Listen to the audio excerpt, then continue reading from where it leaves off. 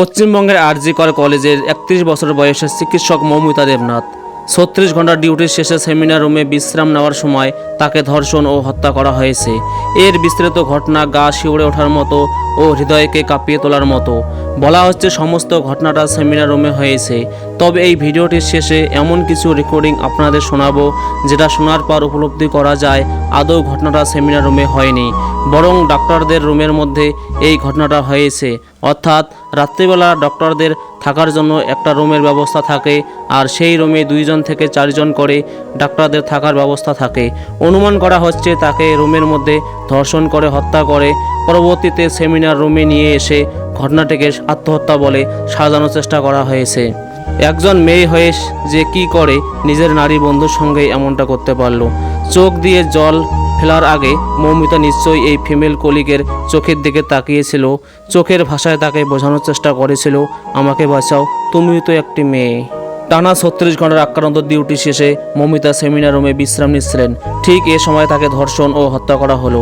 নির্মম সেই মৃত্যুকে কর্তৃপক্ষ চালিয়ে দিতে চাইল আত্মহত্যা বলে। দিদির সারা দেহে পৈশাচিক বর্বর আঘাতের চিহ্ন। ভাবতে পারেন একজন যুবতী সুস্থ মেয়েকে কতক্ষণ গলা চেপে ধরে রাখলে তার চোখের মণি দিয়ে রক্ত বেরিয়ে আসা সম্ভব। পুরো দেহে 113টা কামড়ের দাগ, 150 গ্রাম রক্ত এবং বডিলি ফ্লুইড মিশ্রিত সেমেন পাওয়া গেছে। ভাবা যায় সাধারণ একজন সক্ষম পুরুষের সেমেনের পরিমাণ গড়ে 5 থেকে 6 গ্রাম। যদি ফ্লুইডে 100 গ্রামও সেমেন ধরা হয় তবে তার মানে কমপক্ষে 18 থেকে 20 জন পুরুষের সমান সেমেন পাওয়া গেছে দিদির দেহে। এমন পৈশাচিক গণধর্ষণকে আত্মহত্যা বলে চালিয়ে দেওয়া মানে হলো একটা গোটা রাষ্ট্রকে অন্যায় মেনে নিতে বলা, গোটা রাষ্ট্রের মানুষকে নিয়ে মস্করি করা। এই বিভৎসতার পক্ষে যারা ছাপাই গাইছে তারা সাক্ষাৎ রাক্ষস। এই রাক্ষসদের বিনাশ করতে আজ সারা কলকাতাবাসী লড়ছে।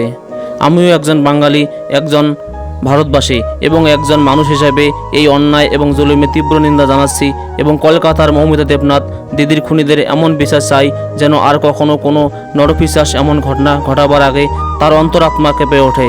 মেনলি ডক্টর রুমে শোয়ার কথা, ঠিক আছে। হয়েছিল কি, ওকে বডিটা পাওয়া গেছে সেমিনার রুমে, কিন্তু ঘুমাচ্ছিল ডক্টর রুমে।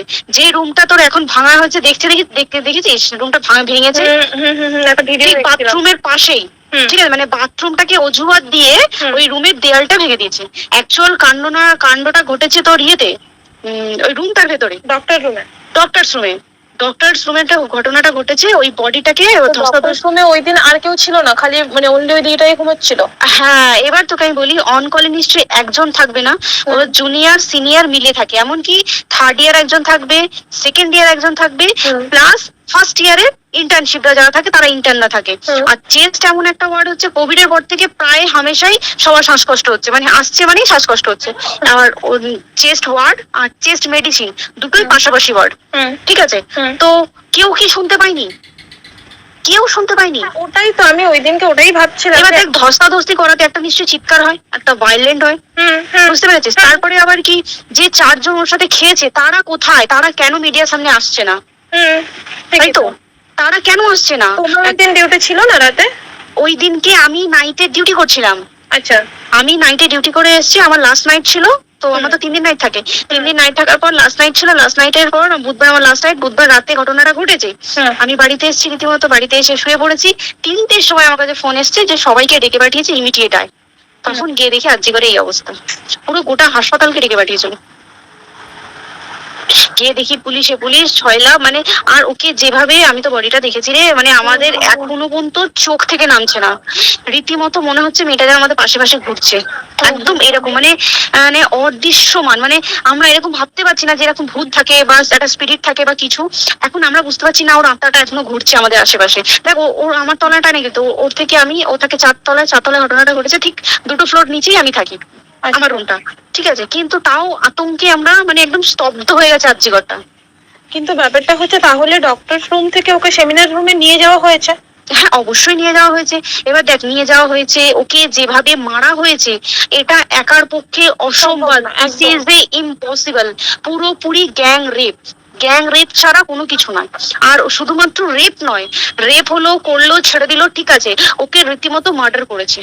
মানে মানে হিসেব মতো যা বুঝছি মানে তোমার কথাতে, হ্যাঁ। ওটা হচ্ছে ওর ওই বন্ধু বান্ধব মেয়েটা জড়িত। এক্স্যাক্টলি, হয় ওর বন্ধু বান্ধব কেউ, ঠিক আছে, মানে চারজনের মধ্যে কেউ, আইদার ওকে এমন কিছু করতে বলতে, এক বড় বড় কোম্পানিতে তো এরকম হয়, মানে হয় তুমি আমার সাথে কম্প্রোমাইজ করো, নয় তুমি চাকরি ছেড়ে চলে যাও, হয় তো। এখানেও সেরকম কিছু একটা হয়েছে। যাকে যে ক্রাইম করেছে সেও কিন্তু নর্মাল ডক্টর নয়, কিন্তু সেও একটা ভালো পোস্টে র্যাঙ্ক করছে, বুঝতে পেরেছিস? তবেই কিন্তু পুরো ব্যাপারটাকে হসপিটাল চেপে যেতে চাইছে, পুরো ব্যাপারটা। তাহলে এই সিভিক যে ও কোথা থেকে আসছে? তোর অনেক রকম, এখানে অনেক রকম ব্যাপার আছে। যে দিনকে ঘটনাটা ঘটে তার ঠিক দুদিন পরে ওই সেমিনার বাথরুমে অজুহাত দিয়ে ডক্টর যে রুমের দেওয়ালটা আছে ওই দেওয়ালটা ভেঙে দিয়েছে। কেন? প্রথমে ওকে বললো সুসাইড করেছে, আমাদের যখন ফার্স্ট খবর আছে তখন সুসাইড করেছে। তারপরে যখন হসপিটালে যাই তখন গিয়ে শুনছি নাকি না, সুসাইড করেনি, এটা রেপ করেছে, রেপ করে মার্ডার করা হয়েছে। বুঝতে পারলি? এখানে বিশাল বড় একটা গেম চলছে। আর যে ওর উপর কি রাগ ছিল মানে? হ্যাঁ হ্যাঁ হ্যাঁ হ্যাঁ হ্যাঁ হ্যাঁ, একদম। আমি তোকে কি বললাম, শোন, তুই যদি কারোর সাথে কম্প্রোমাইজ করিস তাহলে তো পোস্ট করবে, তুই কারোর সাথে কম্প্রোমাইজ করবি তোকে মার্ডার করে দেবে। মানে ওরকম টাইপের কিছু বলতো? এরকমই টাইপের কিছু একটা ছিল। আইদার খুব রাফ, মানে খুব রাগ, খুব মানে খুব ওর উপরে খুব ফ্রাস্ট্রেশন ছিল, যারই ছিল খুব ফ্রাস্ট্রেশন ছিল।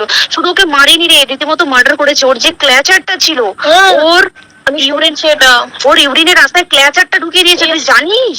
মানে কি বলবো, মানে ওকে দেখা যাচ্ছে না, আমরা তো দেখেছি নিজের চোখে, ওকে দেখা যাচ্ছে না। মানে একটা মৃত্যু কতটা, মানে এইটা মানে প্রচন্ড কষ্টতে একটা মেয়ে মারা গেল। আর ওর যে গলাটা চেপে ধরেছে, ওর ওই চেপে ধরাতে মানে এতটাই জোরে চেপে ধরেছে যে চোখ ফেটে রক্ত বেরিয়েছে, বুঝতে পেরেছিস? মানে কি বলতো, যদি ধরা পড়ে না, উচিত মানে যারা এটার সঙ্গে দায়ী না। আর এই যে সিবিআইটা হয়েছে, সিবিআইটা একমাত্র আমাদের জোরেতেই সিবিআইটা এসছে।